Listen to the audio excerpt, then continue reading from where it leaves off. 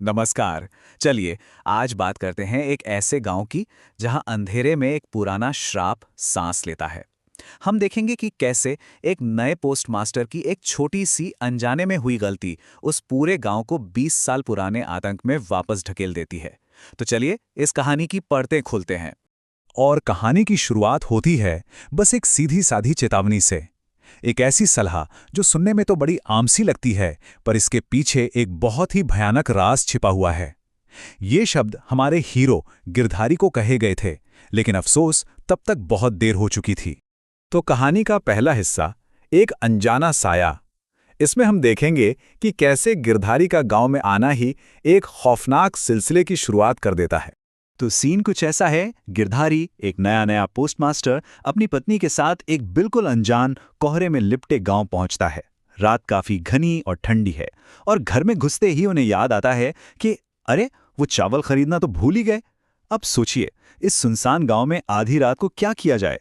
तो अब गिरधारी चावल ढूंढने निकलता है, और तभी दूर उससे एक टिमटिमाती हुई पीली लालटेन दिखाई देती है। उसे एक पुरानी सी गुमटी वाली दुकान नजर आती है, और इस वीराने में एक दुकान देखकर उसकी जान में जान आती है। अब गिरधारी की मुलाकात होती है दुकान के मालिक से, और यहीं से कहानी उस मोड़ पर आती है जहां एक मीठे से दिखने वाले व्यवहार के पीछे एक बहुत ही काला राज छिपा है। दुकान के अंदर बैठा था कालीचरण, करीब 65 साल का एक बूढ़ा आदमी। उसका रंग इतना सांवला था कि वो अंधेरे में लगभग घुल सा गया था, लेकिन उसके चेहरे पर एक अजीब सी चिपकी हुई मीठी मुस्कान थी। उसका बात करने का तरीका इतना अच्छा था कि कोई भी आसानी से धोखा खा जाए। और यहीं पर कालीचरण अपना जाल फेंकता है। जब गिरधारी चावल के पैसे देने लगता है तो वो मना कर देता है। वो कहता है, पैसे नहीं लगेंगे बाबू, आपका मन ही मेरी कीमत है। इस मीठे व्यवहार में गिरधारी ऐसा फंसता है कि उसे उस पर पूरा भरोसा हो जाता है। तभी कालीचरण गिरधारी से कहता है कि दुकान के बीच में रखे एक गंदे से मिट्टी के घड़े को जरा हटा दे। गिरधारी भी ज्यादा सोचे बिना उसे अपने पैर से धकेल देता है, और वो घड़ा टूट जाता है। बस यही वो पल था, वो एक गलती जिसने सब कुछ बदल कर रख दिया। घड़े के टूटते ही जो नज़ारा सामने आया वो बड़ा अजीब था। उसमें से सूखी हड्डियों के टुकड़े और मुरझाए हुए फूल बिखर गए, और साथ ही एक सड़ी हुई बहुत ही तेज बदबू पूरे कमरे में फैल गई। गिरधारी को यह थोड़ा अजीब लगा, पर कालीचरण ने हंसकर बात टाल दी। जैसे ही गिरधारी दुकान से निकलकर जाने लगता है, वो एक बार पीछे मुड़ता है, और जो वो देखता है उससे उसके रोंगटे खड़े हो जाते हैं। लालटेन की रोशनी में कालीचरण की परछाई जमीन पर बहुत ही ज्यादा, मतलब अस्वाभाविक रूप से लंबी फैली हुई थी।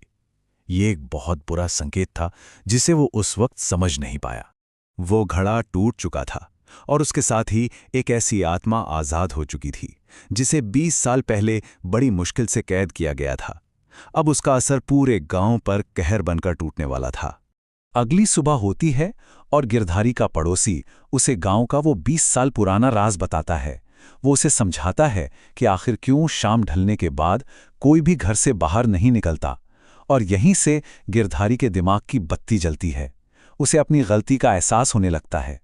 पड़ोसी ने बताया कि 20 साल पहले यही दुकानदार कालीचरण हर पूर्णिमा की रात को गांव के बच्चों को अगवा करके उनकी बलि देता था। फिर एक रात गांव वालों ने उसे काला जादू करते हुए रंगे हाथों पकड़ लिया, और गुस्से में उसे पीट पीट कर वहीं उसकी दुकान के सामने मार डाला। बाद में एक पहुंचे हुए सन्यासी ने उसकी बुरी आत्मा को उसी मिट्टी के घड़े में हमेशा के लिए कैद कर दिया था। और कालीचरण की आत्मा सिर्फ आजाद नहीं हुई, वो बदला लेने आई है। उसने गांव के एक आदमी पर हमला किया और उसे जिंदा छोड़ दिया, सिर्फ ये संदेश देने के लिए, जाकर सबको बता दे मैं वापस आ गया हूं। अब पूरे गांव में दहशत फैल चुकी थी। ये सब सुनकर गिरधारी के तो पैरों तले से जमीन ही खिसक जाती है।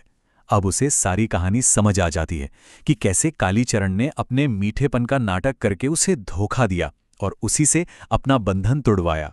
उसे एहसास होता है कि इस पूरे गांव पर जो खतरा मंडरा रहा है, उसकी वजह सिर्फ और सिर्फ उसकी एक गलती है।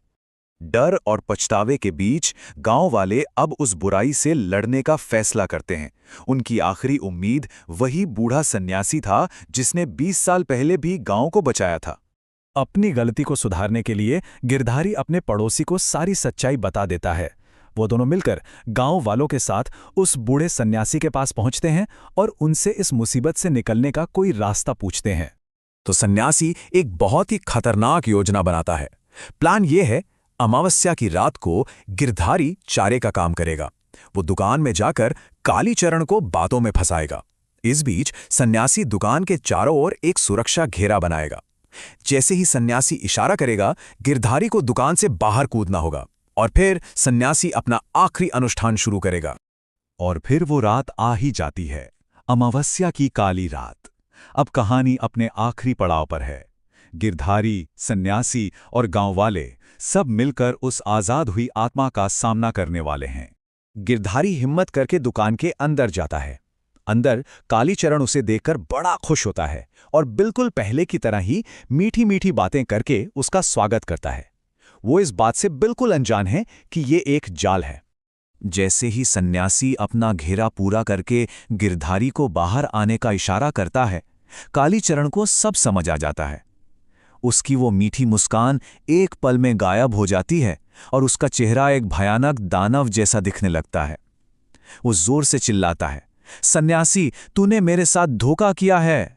सन्यासी और गांव वाले मिलकर मंत्रों का जाप करना शुरू कर देते हैं और देखते ही देखते कालीचरण के शरीर और उसकी पूरी दुकान में एक भयानक आग भड़क उठती है। उसकी चीखें धीरे धीरे हवा में गुम हो जाती हैं और आग सब कुछ जलाकर राख कर देती है।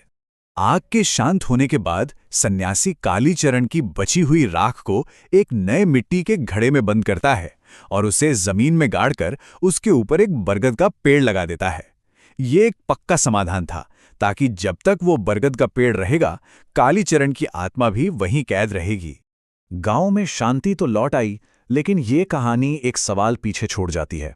क्या बुराई को सच में हमेशा के लिए कैद किया जा सकता है, या फिर वो बस एक और मौके का, एक और अनजाने में हुई गलती का इंतजार करती है?